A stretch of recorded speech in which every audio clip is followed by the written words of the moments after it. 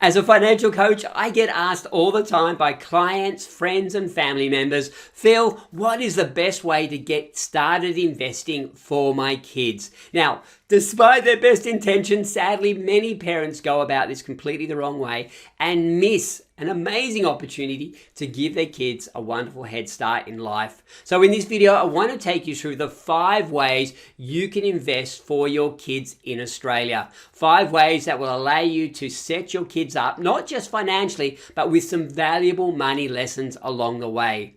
We will walk through the 5 strategies. We'll look at the pros and cons, even look at some of the tax implications, and I'll show you how to do this simply and effectively. Imagine your kids getting to adulthood with a strong financial nest egg already behind them and the skills to know how to manage that nest egg because you've set it all up properly. But if you get it wrong, you could lose so much to fees, to tax, to poor investments, and also you could lose the opportunity to teach them those valuable lessons. And I don't want that to be you. So this video is all about how do I get started investing for my kids the right way. Now, if after watching this video, you would like to learn more about how to get started investing, if you'd like to learn simple but powerful investment strategies that will beat 90% of professional fund managers, then can I encourage you to check out the link in the description below to my Money Boss Academy. So I'm really excited to be sharing this with you today because how do I invest my kids is easily one of the most common questions that I would get asked probably on a weekly basis. So hopefully this is going to be able to help many parents out there get some direction on what they need to do. And hopefully it really helps you. So let's get stuck into the agenda. Firstly, we're going to look at the importance of getting your own financial house in order first.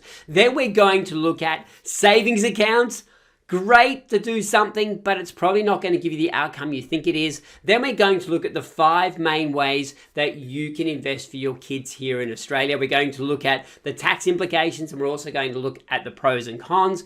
And then we're going to look at, I'll summarize it with some tips for keeping it simple. So to help you make a decision as to which of these strategies is best for me. And then we're going to do a quick summary with some action steps. Okay, so the first thing that we need to look at is the importance of getting your own financial house in order first. Now, as I said, I've been financial coaching for a very long time. And one of the biggest mistakes I see parents making is putting money into their kids' savings accounts when they're barely breaking even themselves. Now, I totally understand where this comes from because as parents, we want our kids to avoid the mistakes we've made. We want our kids to avoid the pain that we've been through. So setting them up financially when we've experienced our own struggles is a natural thing to do. We want to protect them from ever being in the situation we're in right now.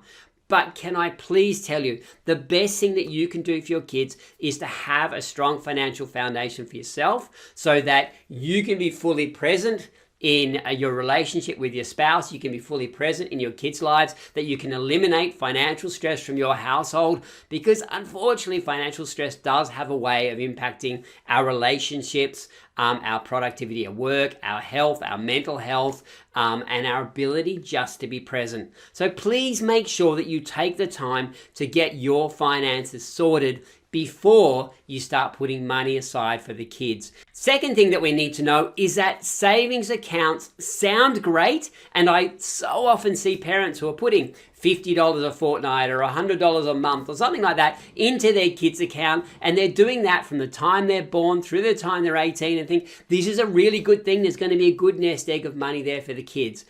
But there is one big problem with that, and we're all starting to feel it, particularly since COVID, and that is the impact of inflation.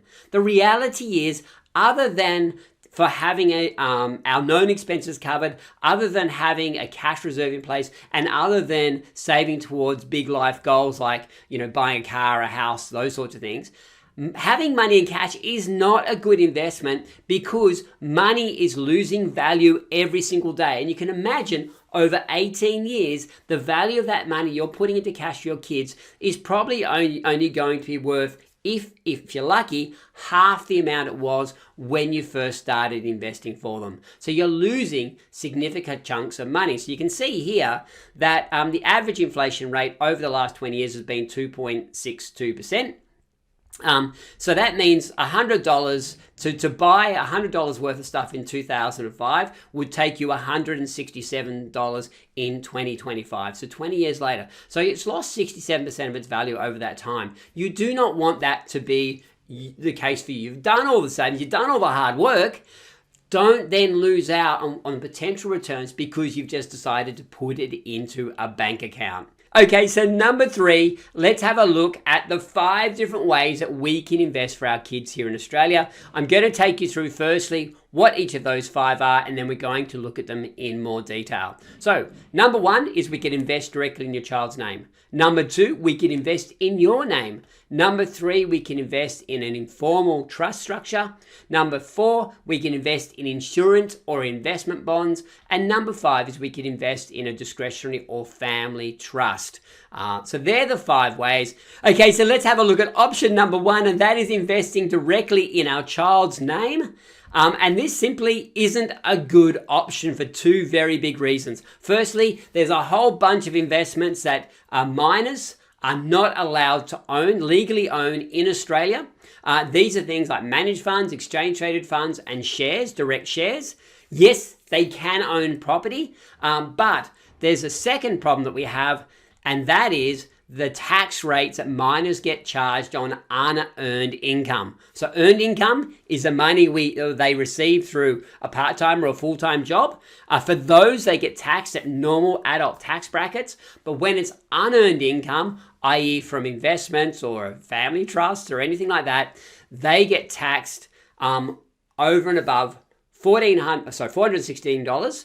They will get taxed at 66%. For basically the next $900, and then anything over $1,307, they will be taxed at the top marginal tax rate of 45%. So I'm sure you can see there that very high tax rates, which simply means they're going to lose half the money they earn from their investments, half the income they earn from their investments, which just doesn't make sense. What about option 2, which is investing in your name as their parent? So the idea being here that you're investing in an asset until they get to 18, and at 18 you will transfer the investment into their name. Now, the advantage of this is that there's no restrictions on what you can invest in. You can invest in anything that you can invest in yourself. The downsides to this, though, are that you will be paying adult tax rates on those investment earnings for the years until your child turns 18. So you'll be paying them whatever your tax rate is. And the second problem is that when you transfer that investment from your name into your child's name, there will be a capital gains tax event at that point, which means you're going to have to pay a whole chunk of tax on that transfer, which makes it far less attractive. So if you wanted to go down this track, a simple tip for this might be, okay, if you've got one parent who isn't earning anything or a whole lot, then you would put that investment in their name, so that keeps the income tax low along the way and hopefully reduces the impact of the capital gains tax when you transfer it to your child in the future.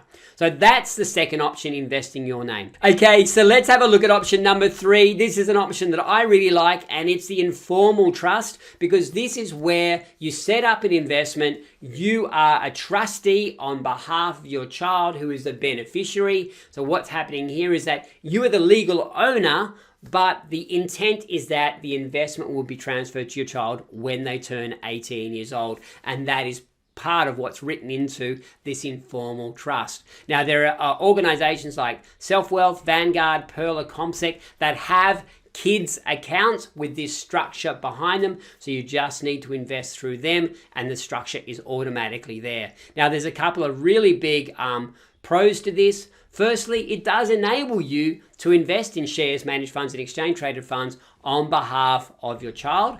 And secondly, when the child turns 18 years old, they can set up an adult account, and the investments in the child account can be transferred directly into that adult account without incurring any capital gains, because the informal trust structure says to the ATO that the original intent of this investment was for it to belong to the child, and therefore there's no capital capital gains tax event triggered in that transferring of those funds. Though it's important to understand that the child will have the original cost base, so i.e. the price that you bought those investments at in the first place will be their cost base, which means when they do sell, and hopefully they won't, but if they do sell in the future, their capital gains tax is going to be on that entire amount.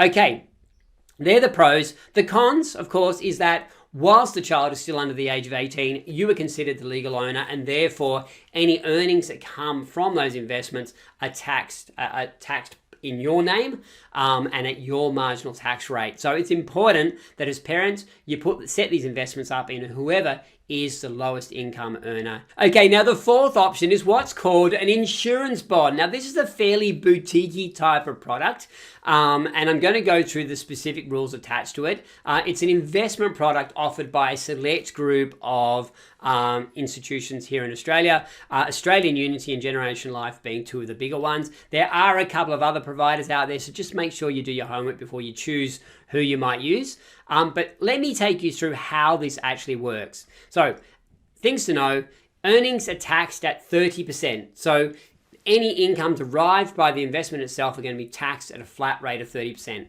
The second thing to know is that there's this 125% contribution rules, which basically says that you can only put in 125% of whatever you put in the previous year. So if I put $100 in the previous year, then the maximum I can put in this year is 125%. And the other thing to know here is that flowing on from that is that if I miss a year, then I can't add anything more to that fund, because quite simply, if I didn't put anything in last year, then 125% of zero put in last year is still zero. So at no point in the future are you allowed to add to this insurance bond anymore. And the advantage though is that if you hold on to this investment for 10 years, then the investment can go to the minor completely capital gains tax free, which of course is a really big advantage. Now, let's just go through some pros and cons here. Firstly, a pro, tax rate is capped at 30%. So if you're a really high income earner, you're earning say in the 37% bracket or the 47% bracket, then actually paying 30% on income derived by these investments is a really good thing, because you're saving yourself a whole bunch of tax. Also, as we said, when your child becomes 18 years old and the investment's longer than 10 years, they can receive that completely capital gains tax free, which is a really good thing. Because often with these sorts of investments, a lot of money is lost in that transfer because it triggers the capital gains tax event. Not so with an investment bond. If we look at the cons, the investment options are very limited. So what you can invest in within this product are quite limited. Secondly, because it's a bit of a boutique offer, and typically it's an offer to high income earners, the fees can be quite high. Third, the tax on the earnings is 30%. Now I know I had this as a pro just a moment ago, but if your tax rate is 30% or lower, then this really isn't an advantage to you. And then the other thing is that the contributions are limited to 125% per annum. So weigh it up. If you're a high income earner, then this might be a really good way for you to get investment set aside for your child, particularly if you're quite comfortable with the investment options they've got. If you're not a high income earner, then it's hard to see the real advantage in this product for you. So option number 5 is what's called a family or discretionary trust. So little image here, you can see at the top, you've got a trustee who is the legal owner of this fund, or the legal entity with this fund. That could be you as a parent, but could also be a trustee company that's set up to be the trustee. Then what happens is you've got the trust itself. Inside the trust, you've got all of the investments, and then each year, all of the income from those investments has to be transferred out to the beneficiaries. Now, one of the big advantages here is that you can choose how this is going to be distributed. So you can look at each person and how much they've earned for the year, and see who's earned the least, and you can transfer more to them to keep the overall tax burden down across the family. So each year you can decide who that's going to be. So typically the beneficiaries are obviously the family members. So it's not even just your immediate family, it can also be extended family members. It can even be other trusts and corporate entities that you can transfer to as well. So you can really keep the tax down if you manage it well. So that's a really good structure to have. If we look at the pros, firstly, you can invest in anything, which is great. Secondly, you can distribute to whoever are the lowest tax earners within your family. So for instance, if you've got kids that are at university, they're all over the age of 18, so they've got adults tax rates, but they're not earning a whole bunch, then this is a really good way to distribute money between them to keep the tax on those earnings down. The cons are it's quite expensive to set up. So to set up a trust structure is quite an expensive process, a few $1,000s, and then each year it's quite expensive to maintain as well because your family trust needs to have its own tax return each year. So just be mindful of that. So what I'd certainly recommend is that it's worth considering if you've got $100,000 that you want to put in this fund as a start, and if you've got good income coming through, then it can be worth your while.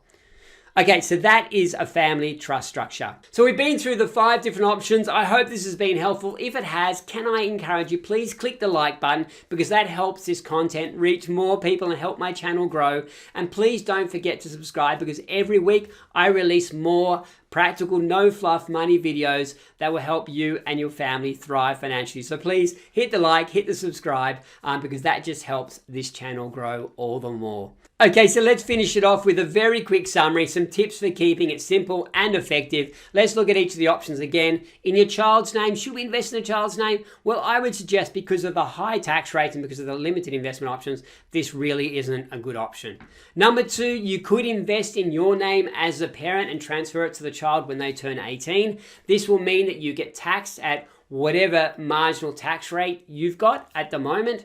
And the big downside is that when you transfer it to your child in the future, there will be a capital gains tax event triggered, which means that you're going to lose a chunk of those investments in capital gains tax, which is a bit of a bummer when you've worked so hard to earn that over time. So I would suggest that unless you've got a parent earning nothing, or very low income, this probably isn't the greatest option. Number 3 is one that I do really like, and that is an informal trust structure. You can invest in managed funds, exchange traded funds, and shares with this structure.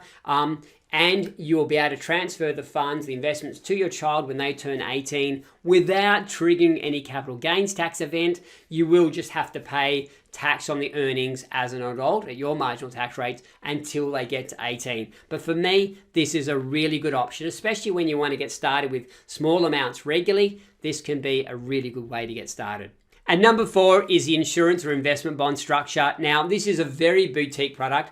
I personally don't know too many people that actually use this structure, but it is geared towards higher income earners. So if you're in the top tax brackets, then this could be an option for you because the tax rate is capped at 30% on all earnings within this investment. And it will come to your child after 10 years capital gains tax free, which of course can be a very big advantage as well. But as we saw, there are limitations in the types of investments you can work within, and there is that 125% rule, which means that you can only contribute 125% of whatever you put in the previous year. So there's all sorts of limitations around it. The fees can be quite high on it. So if you're a high income earner, certainly worth looking at, but it's probably not for your average Australian. Okay, and number 5 is the family discretionary trust structure. This will allow you to invest in anything. It will allow you to distribute the income from those investments each year across your family, which can work if you've got family members who aren't earning a whole lot. It can really help reduce the tax burden on those investment earnings.